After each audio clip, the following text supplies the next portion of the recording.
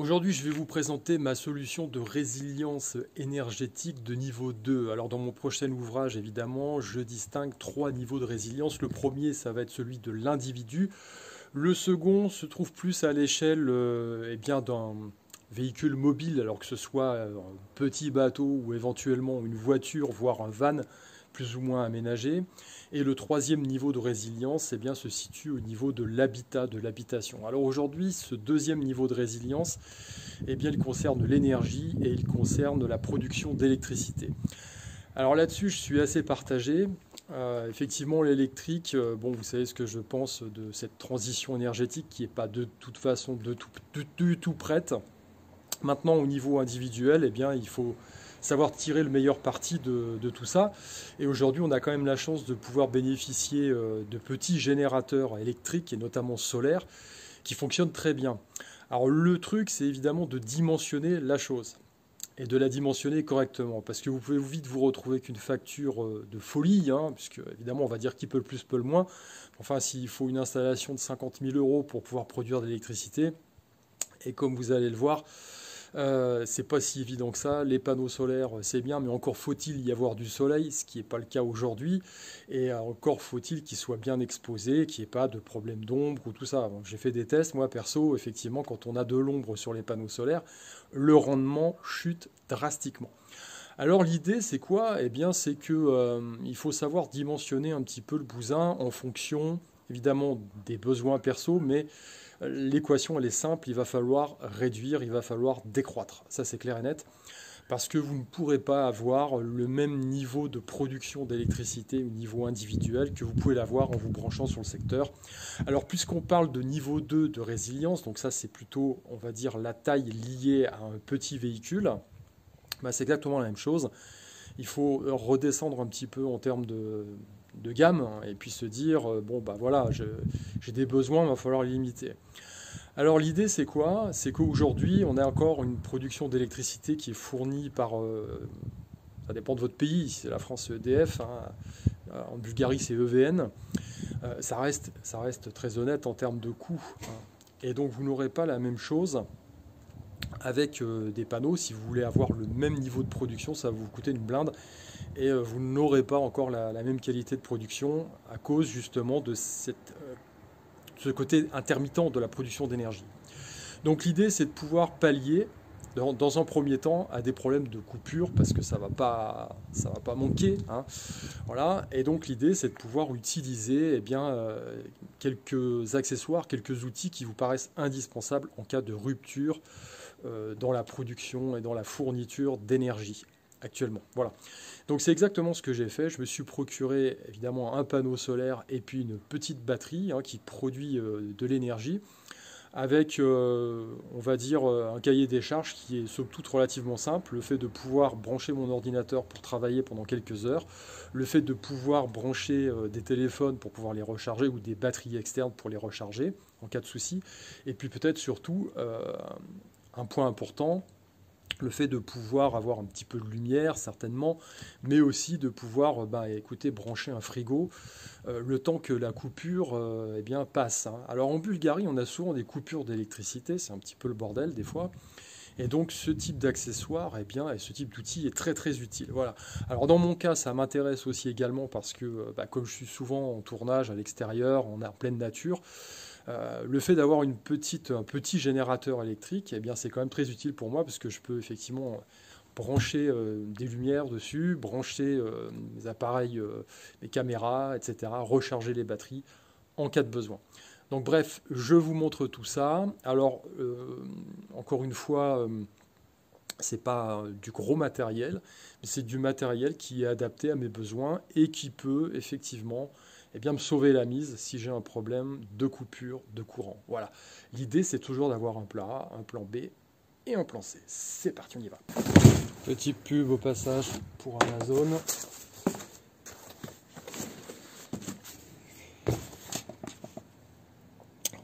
Voilà la chose, 120 watts, panneau solaire portable, très pratique.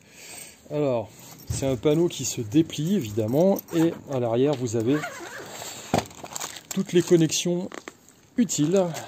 Donc vous avez ici un contrôleur solaire.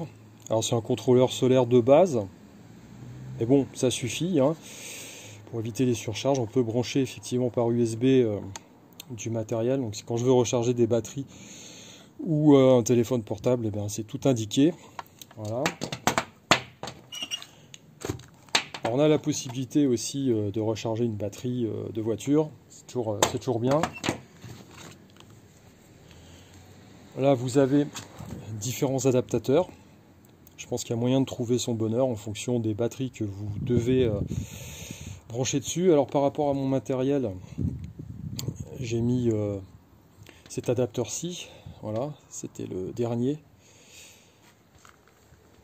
Vous allez voir pourquoi, vous allez voir comment je branche ça. Alors,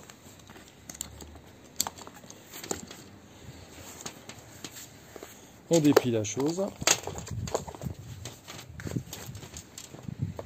À l'arrière, vous avez des petites pattes ici qui permettent de faire tenir le panneau à 45 degrés.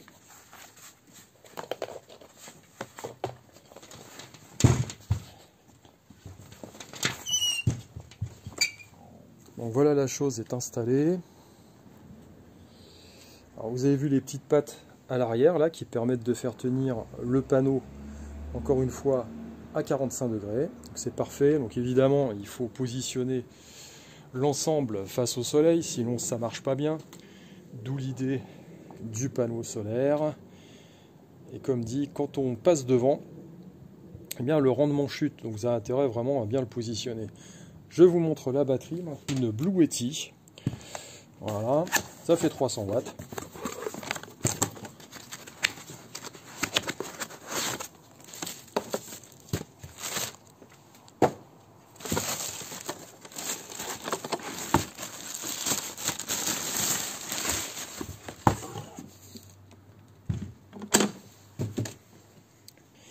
Donc voilà le système.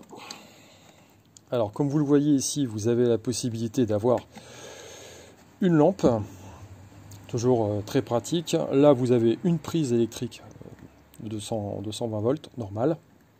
Branchez ce que vous voulez. Là c'est la prise pour pouvoir recharger la batterie. Donc je branche effectivement mon panneau solaire là-dessus. Là vous avez la possibilité de recharger la batterie sur le secteur. Voilà. Des prises USB. Ça, c'est la possibilité aussi de recharger la batterie sur l'allume-cigare. Donc il y a quand même différentes possibilités. 300 watts. Donc, voilà comment je branche, tout simplement, le panneau solaire. Je le branche juste ici. Voilà. Et ça commence à charger. Alors vous voyez là, il est effectivement rechargé complètement. On est à 98%. Et sur la gauche, vous voyez qu'effectivement, eh ben, il n'y a rien qui se passe parce que comme il n'y a pas de soleil, eh ben, ça ne charge pas. Voilà. Donc on voit tout de suite les limites quand même du solaire, hein.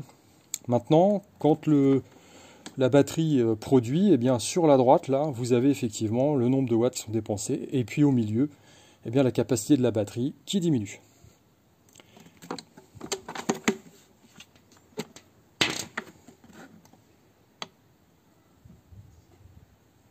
Donc voilà, vous avez vu un petit peu comment se présente le matériel. Alors ça reste un budget quand même à la base. Alors dites-vous qu'évidemment vous avez des capacités en termes de batterie qui sont beaucoup plus importantes que celle-ci.